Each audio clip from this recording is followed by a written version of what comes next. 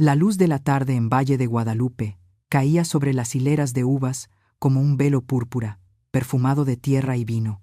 Yo estaba de pie en medio de la boda de mi hijo, con un vestido azul marino sencillo muy distinto a los trajes elegantes que me rodeaban. La copa de champaña tembló en mi mano al escuchar la risa de Valentina, la nueva esposa, clara y cortante como vidrio al romperse. Esa es mi suegra, una cerda vieja. Nadie más lo escuchó, pero en ese instante sentí que el mundo entero se inclinaba. Sonreí, tragando el sabor salado en mi garganta. No eran lágrimas, era el recuerdo de 20 años viviendo bajo una máscara. Y llegó el momento en que ella me llevó frente a sus padres. Incliné la cabeza, guardando la cortesía. Pero el padre, un empresario de cabello plateado, me miró como si viera un fantasma. La copa de vino tinto se detuvo en el aire, derramándose sobre el vestido de su hija. Rosa Elena, de R.E., capital, es Elia. Todas las risas, la música, se apagaron de golpe, y en la luz del atardecer teñida de rojo, entendí el secreto que había guardado por 2 décadas acababa de ser revelado, en la boda de mi propio hijo. Estoy muy feliz de que estés aquí. Si estás viendo este video, dale like, suscríbete al canal y cuéntame desde dónde estás escuchando mi historia en los comentarios. Nos encanta saber hasta dónde llegan nuestras historias. El golpe en la puerta sonó justo a las 7 a.m. 3 toques suaves, regulares, pero bastaron para reconocerlo enseguida Diego. Mi hijo nunca venía a casa a esa hora, mucho menos después de una boda que había terminado casi al amanecer. Dejé la taza de café sobre la mesa y acomodé el chal en mis hombros. Al abrir la puerta, el viento fresco de Narvarte entró con olor a pan dulce de la panadería de la esquina y la humedad de la noche que aún no se iba. Diego estaba ahí, con la camisa arrugada, la corbata metida en el bolsillo y las ojeras marcadas. «Mamá, anoche, ¿qué fue lo que pasó?» Su voz sonaba ronca, cansada, mezclada con enojo, como la de alguien que no ha dormido lo suficiente y no encuentra la paz. Me quedé inmóvil por un instante. Esa pregunta no era solo sobre la boda, era sobre todos los años en los que yo había elegido callar. Me hice a un lado y le indiqué que entrara. «Siéntate, hijo, te preparo un café». La cocina pequeña se llenaba de una luz suave de la mañana. El sonido del agua hirviendo y el aroma a canela y piloncillo que salía del café de olla aliviaban un poco la tensión. Diego se sentó frente a la mesa de madera vieja, las manos entrelazadas, la mirada fija en el vacío. Coloqué 2 tazas frente a nosotros, respiré hondo y tomé asiento. «Quizá ya es hora de que te cuente algunas cosas». Empecé, con una voz baja, temiendo romper algo frágil entre los dos. «Yo creo que ya sé lo que escondes», Merumi interrumpió. Sus ojos oscuros brillaban con una mezcla de dolor y desconfianza. «Anoche, cuando el padre de Valentina te reconoció, todos se quedaron helados. Nunca vi a ese hombre tan asustado. ¿Quién eres, en realidad?» Cerré los ojos, exhalando despacio. El sonido de la cuchara de metal al remover el café pareció retumbar como un tambor. «Sigo siendo tu madre, Diego, pero hay partes de mi vida que oculté para protegerte». Él levantó la mirada, frunciendo el ceño. «¿Protegerme de qué? ¿De la verdad de que no eres la mujer común que decías ser?» Esa pregunta dolió más que cualquier insulto de Valentina. Miré por la ventana, donde el sol empezaba a pintar la pared con tonos dorados. «Cuando tu padre vivía, inventó una nueva tecnología de baterías. La vendimos y obtuvimos una suma considerable, más grande de lo que imaginas. Pero no se lo dijimos a nadie. Invertimos en silencio. Guardé el secreto para que crecieras como un hombre que conoce el valor del trabajo, sin que la sombra del dinero te corrompiera». Diego se recostó en la silla y soltó una risa amarga.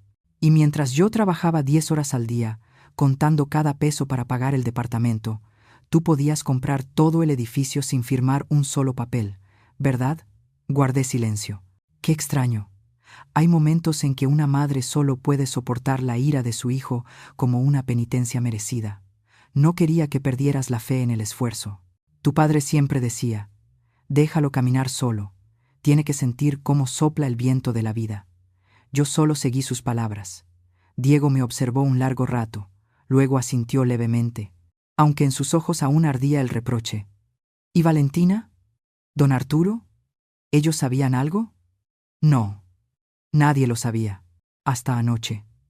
El sonido de mi teléfono rompió el aire espeso. En la pantalla aparecía Daniela Pineda, mi asesora financiera desde hacía casi 10 años.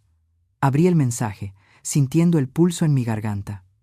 Doña Rosa, la CNBV acaba de abrir una nueva revisión sobre 2 fideicomisos a nombre de la filial de RE Capital. Alguien podría estar intentando acceder a los archivos. Tenemos que hablar de inmediato. Me temblaron los dedos al dejar el teléfono sobre la mesa. Diego me miró con renovada sospecha. ¿CNBV? ¿Fideicomisos? Mamá, ¿qué está pasando? Mordí mi labio, tratando de mantener la calma. Debe ser una auditoría rutinaria. Llamaré a Daniela después. No, mamá. Quiero saber. ¿Desde cuándo tienes tu propia empresa? ¿Desde cuándo le temes a la Autoridad Financiera Nacional? Solté una risa corta, amarga, metálica. No les tengo miedo, hijo. Solo que, cuando la gente se entera de que estoy detrás de demasiadas operaciones grandes, empiezan las preguntas. Y no estoy segura de que estés listo para escuchar todas las respuestas. Diego guardó silencio. Se levantó y apoyó una mano en el respaldo de la silla, como si necesitara sostenerse. Mamá, no estoy enojado porque seas rica. Estoy enojado porque pensaste que no podría entender. Sus palabras me apretaron la garganta. Miré su rostro, ese hombre, que alguna vez sostuve entre mis brazos, y que ahora me miraba como si acabara de descubrir el rostro oculto de su madre. Tal vez me equivoqué, dije, con la voz rasposa, pero déjame resolver esto primero. Si algo pasa, te lo contaré todo, te lo prometo. Diego me sostuvo la mirada por un momento. Luego asintió despacio. Te creo, mamá, pero no dejaré que nadie te lastime, ni siquiera Valentina. Toqué suavemente su mano. Ese calor me devolvió la calma. Cuando la puerta se cerró detrás de mi hijo, la habitación quedó en silencio. Tomé el teléfono y abrí de nuevo el mensaje de Daniela. Al final había una línea corta, añadida hacía unos minutos. Rosa, la solicitud proviene del despacho Salgado. Asociados. Son los asesores de la familia de Valentina. Cerré los ojos.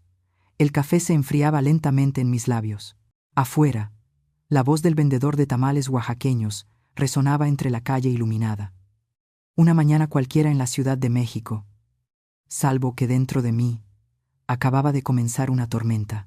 El mediodía en Polanco brillaba como oro fundido sobre los escaparates. El tráfico avanzaba despacio por la avenida Presidente Masaryk, reflejando la luz en los trajes oscuros y los vestidos de seda. Llegué 10 minutos antes y me senté sola en la mesa junto a la ventana, desde donde podía ver las bugambilias moradas floreciendo afuera. El olor del vino blanco y el leve tintinear de los cubiertos creaban un ambiente elegante y extrañamente tenso. Cuando Valentina entró, supe al instante que había preparado este encuentro no para disculparse. El cabello castaño ligeramente ondulado, la blusa blanca abotonada hasta el cuello, el bolso Hermès colgando del brazo, todo medido, como una estrategia. Caminó hacia mí con una sonrisa tan perfecta que resultaba falsa. «Gracias por venir, suegra». Su voz era dulce como azúcar, pero su mirada cortaba como un cuchillo. Asentí sin responder. El mesero se acercó y sirvió 2 copas de vino Sauvignon. El líquido dorado se movía con destellos brillantes, como si anunciara algo que estaba por venir. Valentina abrió su bolso y sacó un periódico antiguo plastificado. «¿Reconoce esta foto, mamá?» Eché un vistazo. La sección de economía del Financiero, de hace 3 años, con la imagen del acto de compra de Salgado Holding. En una esquina, borrosa pero inconfundible, estaba yo. Traje azul marino, la cabeza ligeramente inclinada, la mano sobre una carpeta. Un instante después, escuché el leve golpe del vino en mi copa. «Se parece mucho a usted, ¿verdad?», dijo, recostándose con una sonrisa que brillaba como si mucho hubiera encontrado la primera grieta en el espejo. Manteniendo la calma respondí: «A la prensa le gusta exagerar. Las fotos viejas, los ángulos, la luz, muchas cosas pueden engañar la vista». Valentina torció los labios en una sonrisa apenas visible, la de quien sabe que tiene el control. «Qué curioso». porque mi padre dice que conoció a esa mujer. Y recuerdo muy bien sus palabras. Casi no habló, dejó que el abogado negociara, pero sus ojos parecían leer cada número en mi cabeza. No respondí. A veces el silencio revela más que cualquier justificación. Valentina giró el periódico entre los dedos. Su voz bajó de tono, pero se volvió más cortante. Yo estudié en el ITAM. ¿Lo sabía, mamá? Entiendo cómo funcionan los fondos de inversión, los fideicomisos, las empresas fachada. En México, cosas como la ocultación de beneficiario final pueden causar problemas serios. Hizo una pausa, sirvió más vino y pasó el dedo por millares, la copa, midiendo cada palabra entre amenaza y negociación. No quiero pensar mal, pero si alguien en la CNBV llega a leer este expediente, seguramente tendría mucha curiosidad. ¿No cree? Sonreí, girando lentamente mi copa sobre la mesa de mármol. Valentina, si tienes algo que decir, dilo directamente. Ella colocó el periódico frente a mí, entrelazando los dedos como quien se dispone a cerrar un trato. No quiero una guerra, suegra. Solo pienso que hay cosas que deben compartirse. Nuestra familia y subrayo, familia merece saber qué está ocultando. Y si mi padre, o la prensa, o la CNBV se enteran antes, no sería bueno para nadie. Una brisa suave entró por la ventana y una bugambilia cayó dentro de mi copa. Incliné el vaso, observando el pétalo morado flotar sobre el vino dorado. Hermoso, pero con espinas. ¿Me estás extorsionando, Valentina? Esa palabra suena tan fea. Yo solo propongo transparencia. Podemos colaborar. Usted tiene el capital. Yo tengo conocimiento y contactos. Las dos ganaríamos. El silencio se alargó. La miré y ya no vi a una nuera, sino a una negociadora joven probando su fuerza. No sabía que estaba jugando en un tablero que yo misma había construido antes de que ella naciera. Dejé la copa en la mesa, manteniendo la voz serena. Si realmente estudiaste administración, sabrás que toda operación importante debe auditarse, ser legal y tener documentación clara. La CNBV lo sabe mejor que nadie. Valentina inclinó la cabeza, los ojos llenos de desafío. Cierto. Pero no todos quieren que esos documentos sean revisados tan a fondo, especialmente cuando su nombre no figura en la lista de accionistas. Esta vez no oculté mi sonrisa. Eres más lista de lo que pensaba, y usted más hábil de lo que yo imaginaba, respondió, alzando su copa para chocar con la mía. El sonido metálico se expandió, frío y preciso. El mesero trajo el plato principal, pero ninguna de las dos lo tocó. El aire entre nosotras se volvió espeso, como un contrato sin firmar cuyo contenido ambas entendíamos demasiado bien. Cuando la comida estaba por terminar, Valentina sacó su teléfono, deslizó el dedo por la pantalla y la colocó frente a mí. Un correo aparecía, dirigido a un periodista financiero reconocido. El asunto decía: investigación. La inversora oculta detrás del Grupo Salgado. Debajo, el cuerpo del mensaje apenas era un borrador, pero bastaba para demostrar lo preparada que estaba. Aún no lo envío, dijo, con una voz extrañamente suave. Todavía tengo la esperanza de que podamos hablar, como familia. La miré directo a los ojos, con una calma extraña. No entiendes, Valentina. Estás entrando a una partida cuyo mapa nunca has visto. Entonces solo dígame el camino correcto. Se levantó primero. La sonrisa dulce volvió a sus labios, como si la conversación hubiera sido sobre moda o viajes. Gracias por el almuerzo, suegra. Esperaré a que me contacte. Y que no sea la CNBV quien llame primero, ¿sí? Cuando la puerta de vidrio se cerró tras ella, noté que mis manos temblaban. El periódico viejo seguía ahí, la tinta corrida por una mancha de vino. Afuera, el sol de Polanco caía cada vez más duro. Tomé el teléfono y le escribí a Daniela una línea breve. Prepara todo. Ya empezaron. Dejé el dedo un momento sobre la pantalla, como si con un carácter más todo se viniera abajo. Respiré hondo y alcé la vista. En el cielo, las torres de vidrio devolvían una luz tan intensa que dolía. Su belleza estaba en la transparencia, y de pronto entendí que había llegado la hora de ser transparente a mi manera, antes de que otros me forzaran a hacerlo. Esa tarde, la Ciudad de México parecía cubierta por un brillo plateado sobre los cristales altos de Paseo de la Reforma. El tráfico seguía apretado. Los claxones se mezclaban con el viento entre los árboles de eucalipto, trayendo olor a humo y al calor del asfalto. Subí en el elevador al piso 23 y vi mi rostro reflejado en el espejo esmerilado. El gesto sereno, pero en el fondo de los ojos yo sabía la partida había empezado de verdad. La puerta de la oficina de R.E. Capital se abrió. El olor a papel nuevo y café tostado llenaba el espacio. Daniela Pineda me esperaba en la mesa de cristal, rodeada de pantallas con gráficas financieras, mapas de activos y decenas de gruesos expedientes. Al verme, no saludó. Extendió la mano hacia el muro cubierto de notas adhesivas e imágenes. Por favor, mire. Este es el cuadro real de la familia Salgado. Me acerqué. En el mapa, flechas rojas unían bienes con pasivos. Residencia en Lomas hipotecada en 80%. 3 autos de lujo comprados a plazos vía leasing. Límites de crédito personales al futiputada, tope. 2 empresas pequeñas restantes ingresos prácticamente en cero. Daniela señaló una nota en la esquina derecha. Y esto es lo más interesante. La única fuente de dinero constante de don Arturo es un contrato de consultoría en energía, pagado por Enernova, la filial de usted. Esbocé una sonrisa que no alcanzó los ojos. O sea, viven del dinero mío. No solo viven, se aferran a él como a su último salvavidas. Guardé silencio frente al mapa. Las líneas cruzadas parecían una telaraña.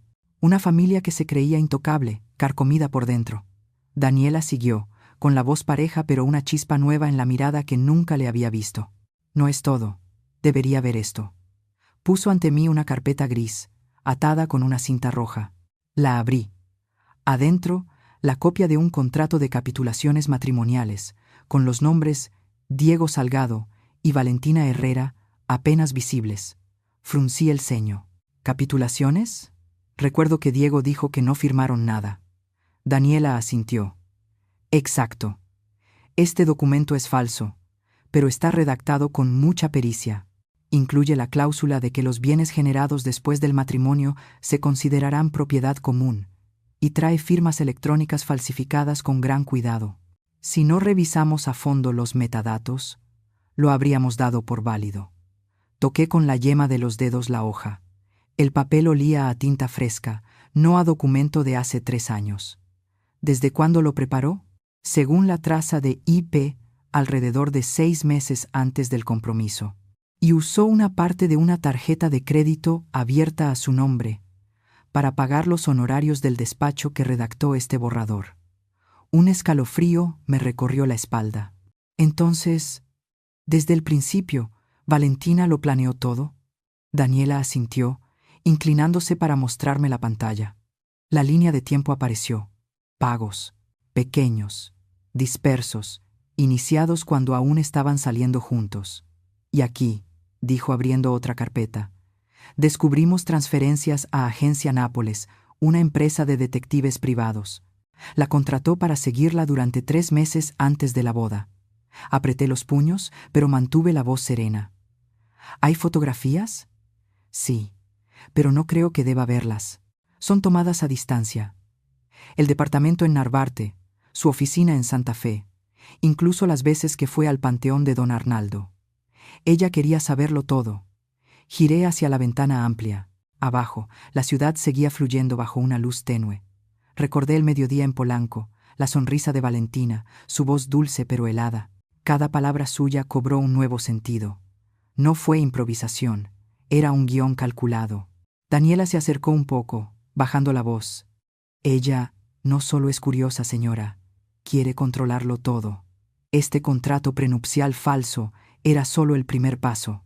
Sí, ese día en el restaurante, usted hubiera cedido. Habría usado el documento como prueba de voluntad compartida sobre bienes para presentarlo en el tribunal. Con su formación del ITAM, sabe perfectamente cómo torcer la ley a su favor. Respiré hondo, hablando despacio. Entonces debemos adelantarnos. Reúna todas las pruebas, IP, facturas, recibos, transferencias. Necesitamos preparar un expediente de contraataque. Daniela asintió, con la mirada afilada como una navaja. Ya empecé. También pedía auditoría interna, revisar todos los contratos vinculados al Grupo Salgado. Parece que don Arturo no sabe nada, pero alguien de su familia, posiblemente el hermano de Valentina, figura como intermediario en varias operaciones dudosas. Me giré, apoyándome en la mesa. Un cansancio denso me subió al pecho como una ola. Daniela, no quiero destruir una familia, pero si intentan hundirme a mí y a Diego, no me quedaré de brazos cruzados. Ella me miró, asintiendo despacio. Lo entiendo, pero también sabe que esto ya no es solo un asunto familiar. Es un juego de poder. Guardé silencio, escuchando el zumbido leve del aire acondicionado. Afuera, el atardecer se deslizaba entre los edificios. Los autos en Reforma encendían sus luces amarillas, como un río de fuego rodeando la ciudad. Me acerqué a la mesa, repasé los expedientes una vez más y toqué la fotografía de Valentina sonriendo junto a Diego en la boda. Ahora solo la veía como evidencia de una conspiración perfecta. «Cree que es astuta», murmuré, «pero olvida que hay mujeres que han pasado toda una vida en silencio solo para aprender a pelear con ese mismo silencio». Daniela sonrió, inclinando ligeramente la cabeza. «Prepararé el análisis completo en 3 días. Usted solo debe estar lista cuando llegue el momento de decidir». Asentí. Tomé el contrato prenupcial falso, lo doblé y lo guardé en el bolso. La luz de las lámparas se reflejaba en el cristal, superponiendo mi rostro sobre las gráficas que parpadeaban. Una imagen extraña, frágil y fuerte al mismo tiempo. Al salir al pasillo, la luz del ocaso atravesaba los ventanales, tiñendo el aire de naranja intenso. Me detuve, mirando hacia la ciudad donde Valentina seguramente estaría sentada en su departamento de lujo, convencida de tener el cuchillo en la mano. Pero no sabía que, en otro lugar, yo también acababa de afilar mi propia hoja. A la mañana siguiente, el cielo de la Ciudad de México estaba cubierto de nubes. La neblina rozaba los edificios altos de Paseo de la Reforma. Llegué a la oficina más temprano que de costumbre. El cristal aún tenía gotas de rocío, y la mesa de juntas reflejaba la luz pálida del amanecer. Cada respiración se mezclaba con el olor del papel, del café negro y con la sensación de estar a punto de iniciar una batalla que no podía perder. Licenciado Camacho, mi abogado, llegó, puntual, a las 8 a.m. Su portafolio de cuero, gastado por los años, seguía tan ordenado como su carácter. Su voz, grave y ronca, nunca desperdiciaba una palabra. «He revisado toda la documentación que envió Daniela. Si la señorita Salgado quiere involucrar a la CNBB, debemos adelantarnos al menos 2 pasos. Transparencia, Rosa, tanta que nadie pueda usar la verdad en su contra».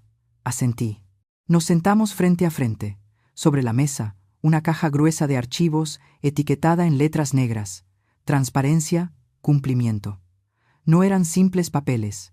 Era el único escudo entre mí y lo que Valentina estaba planeando. Camacho abrió el primer expediente, hablando con tono pausado pero firme, cada palabra cayendo como un golpe de martillo. Primera capa. El expediente de cumplimiento. Necesito cartas de opinión legal independientes de 3 despachos distintos, certificando que la estructura SAP y los fideicomisos de usted son totalmente legítimos, sin puraco. Ocultamiento de beneficiario final. Entregaremos copias a la CNBV antes de que ellos las pidan. Lo escuchaba, con una mezcla de alivio y punzada. Lo que había guardado en secreto por 20 años, ahora debía mostrarse como una vieja cicatriz expuesta. Pero comprendía que, para proteger lo que realmente importa, a veces hay que dejar que los demás te vean sin defensa. ¿Segunda capa?, pregunté, pasando la hoja donde él había escrito unas notas con tinta azul. «Apalancamiento contractual», respondió. «El contrato de consultoría entre su filial y don Arturo tiene una cláusula de cancelación en 30 días, sin causa. Si siguen presionando, basta enviar la notificación de término. No es un golpe duro, pero suficiente para que comprendan quién sostiene su punto débil». Miré las letras frías en la hoja. Ese contrato había sido mi manera de ayudar a un hombre que lo perdió todo tras la crisis económica. Ahora se había convertido en un arma de doble filo, un lado para cortar la amenaza y el otro para herir mi propia compasión. «Don Arturo no tiene nada que ver», dije en voz baja. Tal vez, pero su hija sí. Debe elegir, proteger su bondad o protegerse a usted misma. Esa pregunta cayó en el silencio como una piedra en un pozo profundo. No respondí. En cambio, me levanté y caminé hacia la ventana. Afuera comenzaba a llover. Las gotas resbalaban por el cristal como miles de hilos finos que me unían con el mundo, donde todos seguían viviendo tranquilos, mientras yo estaba a punto de sacrificar esa paz por la verdad. ¿Y la tercera capa?, pregunté, con la voz más firme. Camacho empujó hacia mí un sobresellado, la solución para comprar tranquilidad, una oferta imposible de rechazar. 180 millones de pesos, con un NDA absoluto y una cláusula de pérdida total si hay cualquier filtración. No amenazamos, solo ponemos precio al silencio. Tomé el sobre. El frío se deslizó por mi palma. 180 millones. Esa cifra no me asustaba. Lo que me estremecía era tener que usar dinero para comprar la paz dentro de mi propia familia. ¿Y si lo rechazan?, pregunté. Camacho entrecerró los ojos, dio un sorbo de café. Entonces les damos otra opción. Transparencia total. Así nadie podrá usar la verdad en su contra. Pero prepárese, porque cuando la tapa de esta caja de Pandora se abra, no habrá forma de cerrarla. Guardé silencio. Durante años había vivido escondida en una calma que creí segura, pero ahora comprendía que ese silencio se había convertido en mi debilidad. Regresé a la mesa, abrí la caja de archivos y observé las hojas blancas entre decenas de sellos rojos. Cada sello era un recordatorio. La verdad no se teme, solo necesita ser presentada correctamente. Quiero firmar todo yo misma, sin poderes, sin nombres ocultos. Si vamos a ser transparentes, lo seré hasta el butos, Camacho. Camacho sonrió, con ese asentimiento lento de quien ha visto cientos de negociaciones de vida o muerte. Bien, porque solo quien no tiene nada que esconder es realmente fuerte. Me senté, tomé la pluma y firmé la primera hoja del informe de cumplimiento. La tinta se absorbió poco a poco, expandiéndose en un rastro azul pálido, como la lluvia sobre el vidrio. Afuera tronó a lo lejos y las gotas golpearon con más fuerza. En la sala cerrada solo quedaban el sonido de las páginas y nuestra respiración. Camacho reunió las copias, las colocó en un sobre grande marcado «Confidencial». Cuando salió, lo seguí con la mirada. Dentro de mí se mezclaban alivio y vértigo, como quien está al borde del precipicio. Sabe que debe saltar, pero aún teme hacerlo. Volví a la mesa. Tomé la pluma que él había dejado. Era pesada y fría, grabada con las palabras «Lex veritas», la ley es la verdad. Sonreí apenas. La transparencia era un arma, como él decía. Pero para mí también era el inicio de una guerra que debía ganar, aunque fuera con mi propia sangre. Esa tarde, el sol de Santa Fe bañaba la ciudad, pero en la sala de vidrio del piso 17 no se sentía calor alguno. El aire tenía un olor metálico, mezclado con el del sistema de aire acondicionado, como si el espacio mismo supiera que se aproximaba a una confrontación. Frente a mí, Valentina se sentó junto a su abogado, licenciado Ordóñez, con un aire de confianza casi arrogante. Vestía un traje color crema impecable, el cabello recogido, los ojos fríos y brillantes como cuchillas. Cuando entré junto a Camacho, me dedicó la sonrisa perfecta de quien cree haber ganado antes de empezar la batalla. «Gracias por venir, doña Rosa», dijo Valentina, con una voz dulce pero llena de espinas. «Creo que todos queremos cerrar esto de una manera profesional». Camacho colocó su portafolio de cuero sobre la mesa y abrió el cierre lentamente. Me senté.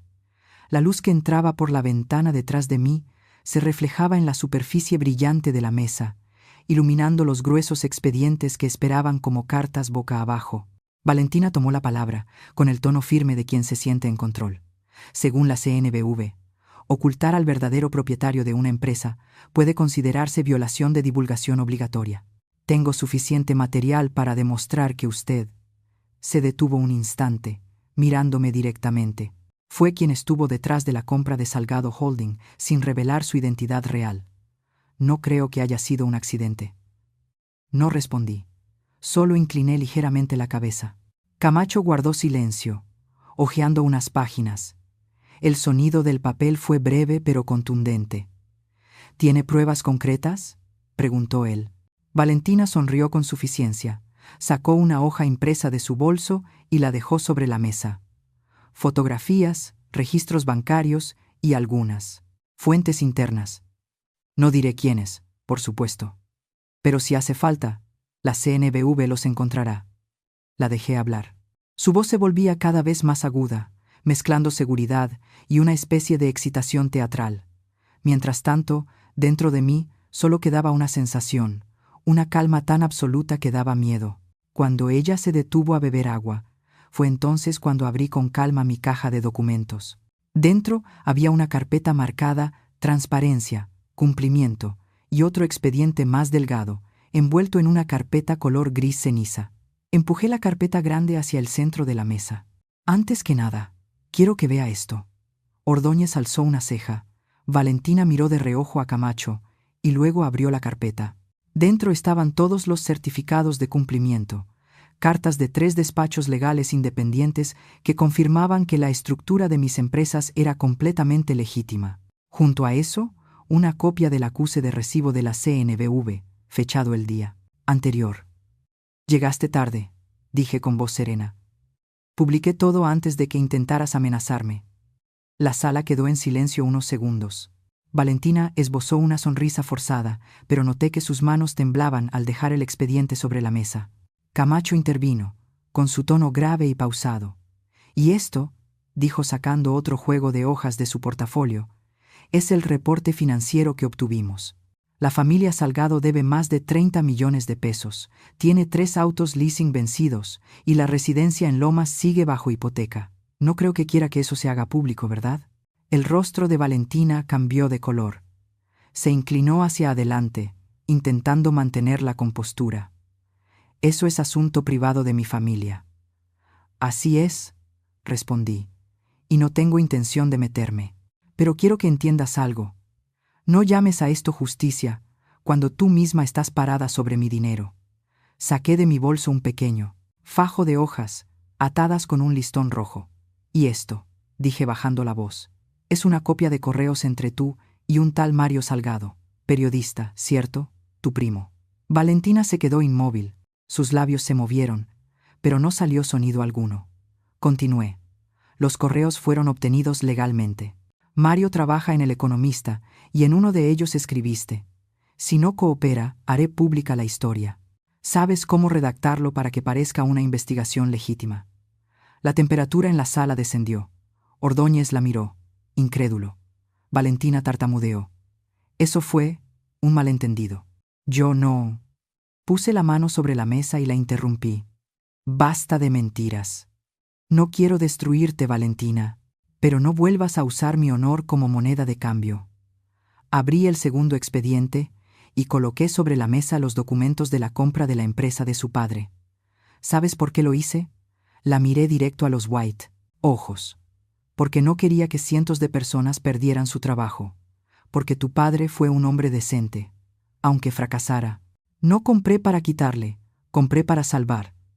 Mi voz no era alta, pero cada palabra cayó como piedra. Y tú lo convertiste en mi pecado». Valentina guardó silencio, las manos apretadas sobre las piernas. Por un instante vi en sus ojos no desafío, sino miedo, el miedo de quien acaba de darse cuenta de que cruzó la línea. Camacho deslizó hacia ella el documento del NDA que habíamos preparado. «Esta es la única forma de cerrar todo en paz. Conservas tu reputación. Tu familia mantiene el contrato de consultoría. Y todos evitamos una demanda innecesaria». Valentina mordió su labio, mirándome de reojo. Yo no dije nada, solo la observé, tranquila, sin odio. Porque en ese momento supe que la verdadera victoria no era ver caer al enemigo, sino hacerlo mirarse desnudo frente a la verdad. Bajó la cabeza, su voz, apenas un murmullo. «Necesito tiempo para revisarlo». «Tienes 24 horas», contestó Camacho seco.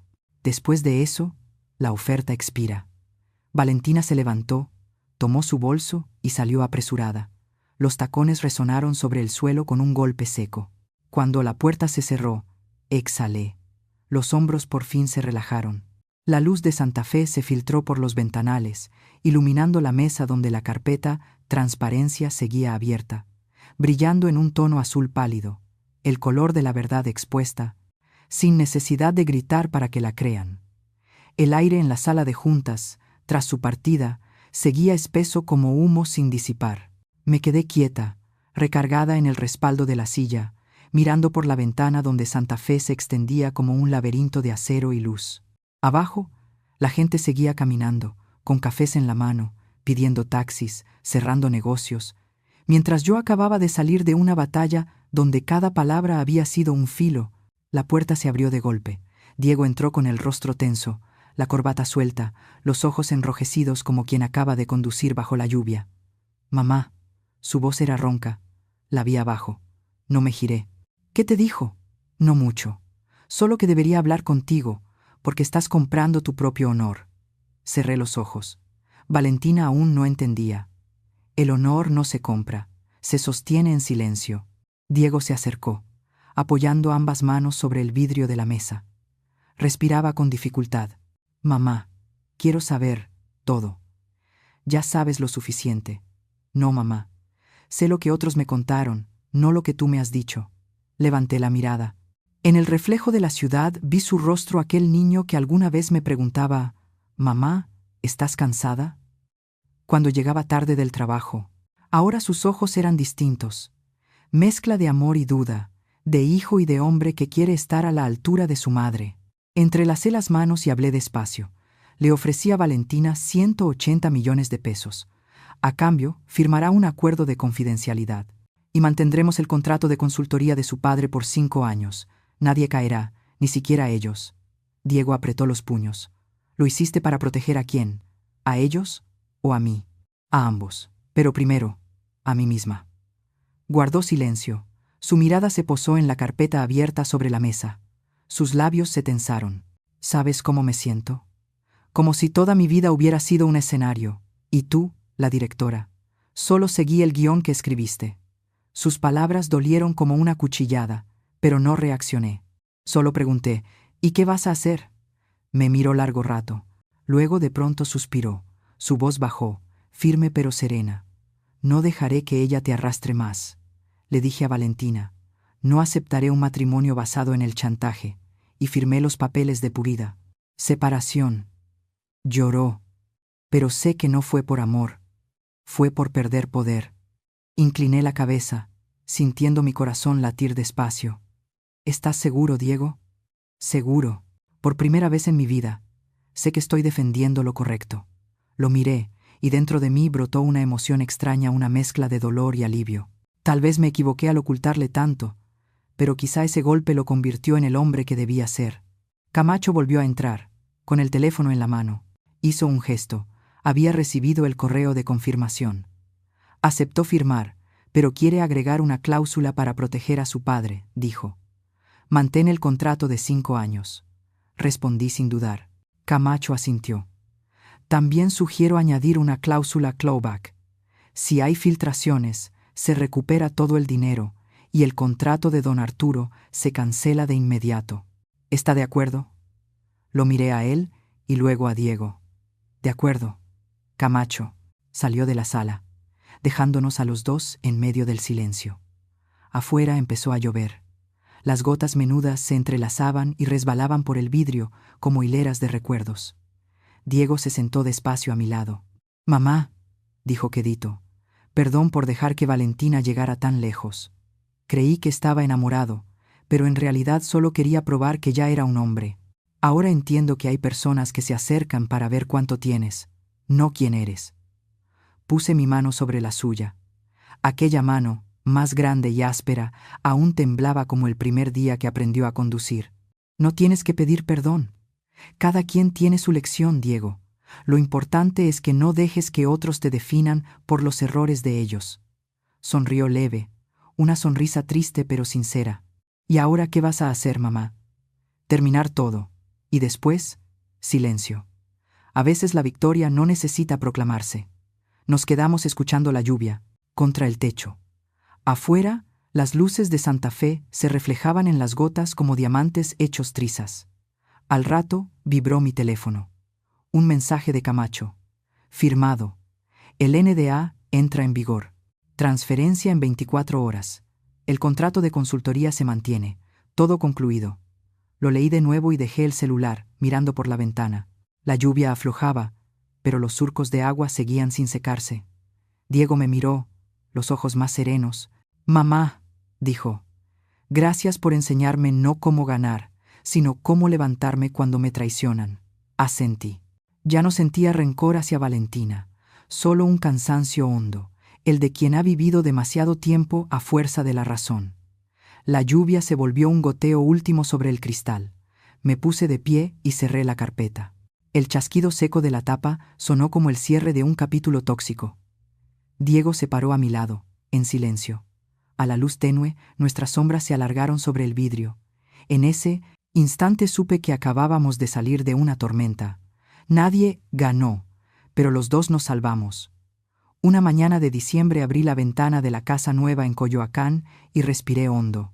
El aroma de bugambilias se mezclaba con el del café de olla de la panadería de la esquina. Una ráfaga trajo el rumor de un micro antiguo pasando. Me apoyé en el marco, mirando cómo el sol de primera hora caía sobre el muro amarillo, por primera vez en años. Vivía como yo misma, sin papel, sin máscara. La casa no era grande, pero cada rincón tenía la quietud que necesitaba. Ya no sonaban teléfonos todo el día. Ya no había juntas en salas de vidrio donde todas las miradas querían adivinar qué ocultaba. Solo yo, la mesa de madera vieja, unas macetas de nopal y una mente, al fin, en calma. Las noticias de Valentina corrieron más rápido de lo que imaginé. El divorcio se cerró en menos de 6 semanas. Rápido, frío, sin posgusto. Se fue de México casi en cuanto firmó, voló, a Madrid, y sus redes se llenaron de champán, sedas y cenas bajo luces cálidas. Las vi una vez y apagué la pantalla. Conozco ese brillo. Mientras más luz, más honda la sombra. Don Arturo conservó el contrato de consultoría 5 años, como prometí. Pero sé que él cambió. Una tarde me llamó desde Lomas. Su voz era ronca, cansada. «Rosa Elena, quiero agradecerle por no cortarme el sustento. Nadie merece ser empujado al barranco, don Arturo», le dije. «Sobre todo quienes ya saben lo que es perderlo todo». Guardó silencio y solo añadió: «Espero que algún día Valentina lo entienda». Después de esa llamada me quedé mucho rato en silencio. Supe que no hablaba para excusar, sino para pedir perdón por alguien más. Hay heridas que, aunque no las causemos, nos obligan a cargar con ellas en silencio. En los meses siguientes, Diego y yo aprendimos a hablarnos como personas reales, no como personajes de una obra larga. Por las noches nos sentábamos en el pórtico, con un mezcal suave y rebanadas de naranja con sal y chile. Él contaba del trabajo. Yo, de mis días en el laboratorio con su padre, del sueño de hacer baterías baratas para campesinos de Oaxaca. Una vez me dijo: «¿Sabes, mamá? Mi jefe soltó algo raro. Dijo: ahora entiendo por qué eres tan bueno, porque ya no necesitas demostrarle nada a nadie». Sonreí. «¿Ves? Al final te respetan porque lo mereces, no por lo que creen que yo tengo». Me miró con ternura y negó con la cabeza, riendo bajito. «Ahora solo quiero ser la 10ª parte de lo que eres». Me reí, y por dentro algo se ablandó como cera. Tras tantos años entre silencios, mentiras y lecciones caras, por fin nos dijimos la verdad, y eso salvó lo que el dinero jamás compra: la confianza. En ese tiempo, empecé a hacer pública una parte de quién soy, no para presumir, sino porque era hora de usar la verdad como luz. Fundé el fondo Rosa Elena para apoyar a ingenieros jóvenes en México con becas, laboratorios y mentoría. Recuerdo la primera rueda de prensa en el patio del Instituto Politécnico Nacional. Mesas plegables sencillas, estudiantes con chamarras grises y ojos encendidos de fe. Una alumna se acercó, con la voz temblorosa. «Doña Rosa, ¿de verdad usted fue ingeniera de diseño de circuitos?». Asentí. «Sí. Y alguna vez fracasé con un proyecto al grado de querer abandonar. Pero alguien me dijo: el fracaso es solo el primer paso de la paciencia. Quiero repetírtelo. La muchacha se humedeció los ojos. Gracias, señora. Aquella tarde, al salir, vi a Diego de lejos, recargado en la baranda, con una sonrisa cálida y orgullosa. No dijo nada, pero entendí. Me había perdonado, no con palabras, sino acompañándome. Por la noche, ya en casa, me senté frente al escritorio y abrí una libreta nueva. En la portada escribí: La verdad también puede sanar. A veces me preguntan si temo ser examinada ahora que salí a la luz. Contesto: después de vivir media vida en la sombra, la luz ya no me asusta. Desde mi ventana veo a Diego salir de la oficina cada tarde. Sigue con su coche viejo, camisa arremangada, paso tranquilo de quien ya no tiene nada que demostrar. Sé que el camino es largo, pero empezamos un capítulo nuevo, donde todo, hasta las heridas, tiene su verdadero nombre. Y en ese amanecer, entre campanas de iglesia y olor a café en las calles de Coyoacán, entendí: la paz no llega de esconder el pasado, sino de mirarlo de frente y seguir, leves, sin rencor. Ese domingo, el cielo de Coyoacán estaba extrañamente claro. El sol se derramaba sobre la plaza, filtrándose entre los árboles viejos, pintando de dorado el muro de la iglesia de San Juan Bautista. Las campanas sonaron graves y tibias, como si alargaran el tiempo para que todos caminaran más despacio, hablaran bajito y respiraran hondo. Cargué a María Sofía en los brazos, mi primera nieta, piel sonrosada, ojos limpios como miel tierna. Sonrió dormida, y me pregunté: ¿cómo puede un ser tan pequeño dar tanta paz al corazón? A un costado, Diego e Itzel conversaban con el padre. No había vestido de novia, ni flores blancas, ni orquesta, solo una misa pequeña y sencilla, pero con una luz que ninguna fiesta podría igualar, la que caía de los vitrales sobre sus rostros, mezclando tonos verdes, ámbar y rojo profundo. Miré a mi hijo tomar la mano de la mujer que eligió, y vi en sus ojos que ya no quedaban cicatrices del pasado, solo fe, esa fe que yo había perdido y que ahora renacía en una nueva generación. Cuando el padre oró, el órgano sonó lento y profundo. Cada nota flotaba bajo el techo alto. Me incliné y susurré al oído de María Sofía: pequeña, te prometo algo, nunca te ocultaré nada importante. Ningún secreto vale más que la confianza, ¿lo entiendes? La bebé se proteminada, movió. Su diminuta mano apretó mi dedo con fuerza, más de la que imaginé.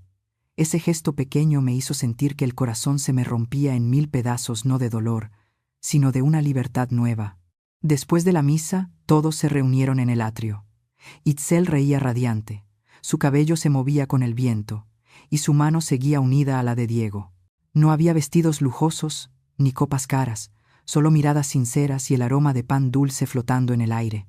Los vi salir al sol y recordé aquel día, tantos años atrás, cuando yo también salí de una iglesia así cargada de ilusiones, que luego se perdieron entre los años de ambición. Pero a diferencia de mí, Diego e Itzel sabían empezar con la verdad. Al atardecer, cuando todos se habían ido, me quedé en una pequeña sala del templo junto con el licenciado Camacho. Puso frente a mí un grueso legajo atado con hilo rojo. En la portada se leía: Testamento y fideicomiso, Rosa Elena Torres. Tomé la pluma y miré mi 100. Nombre. Por primera vez no era símbolo de poder, sino promesa de una mujer que comprendió el valor de la verdad. Todo está listo, doña Rosa, dijo suavemente Camacho. Solo falta su firma. Asentí y abrí en la última página. Bajo la descripción del propósito del fondo, escribí con tinta azul: Diego, hijo mío, el dinero solo es una herramienta. La familia es el límite que debemos proteger con la verdad. Mientras la tinta se secaba, sentí que una puerta se cerraba despacio detrás de mí, sin ruido, sin pesar. Todo estaba en su lugar. El poder volvía a su sentido correcto. Y la familia, por encima de todo. Camacho guardó los documentos y comentó: ¿sabe? Pocos eligen cerrar así, sin espectáculo, sin huir. Sonreí. El final no necesita ruido, solo honestidad. Esa noche, al volver a casa, la cocina aún estaba tibia. Itzel preparaba atole, Diego colocaba un florero con bugambilias sobre la mesa. La casa, pequeña, se llenaba de risas, del murmullo del agua hirviendo y del tintinear de una cuchara contra el vaso. Me quedé en el umbral, mirando la luz amarilla derramarse sobre las paredes de cal gastada. María Sofía dormía en la cuna. Se movió un poco, abriendo los ojos para mirar la lámpara. Me senté a su lado, tomé su manita diminuta y sentí algo extraño. Por primera vez en mi vida, no necesitaba ocultarle nada a nadie. Afuera, el viento nocturno pasaba entre los árboles, trayendo el eco de las campanas de la iglesia. Escuché la voz suave de Itzel desde la cocina. «Diego, creo que nuestra niña será fuerte como tu madre». «No», respondió él, con voz grave y cálida, «será fuerte y compasiva, porque tu madre me enseñó que solo la verdad alimenta la bondad». Sonreí, los ojos me ardieron un poco. Desde el porche, la luz formaba una franja dorada sobre el suelo, tan suave como el aliento del tiempo. Ya no había ruido, ni planes ocultos, solo una casa pequeña, personas que se reencontraron, y una luz serena cruzando los cristales no venida del cielo, sino de los corazones que se atrevieron a decir, amar y vivir con verdad. A veces pienso que la vida es como esa luz filtrada por los vitrales de la iglesia, no perfecta, pero suficiente para revelar cada grieta y convertirla en color. Aprendí que la verdad no es fría, solo espera a que tengamos el valor de mirarla. Gracias por escuchar mi historia. Si tocó tu corazón, dale like, suscríbete y cuéntame si tú estuvieras en mi lugar, ¿qué harías? Porque tal vez tus palabras hoy podrían dar calor a alguien que necesita esperanza.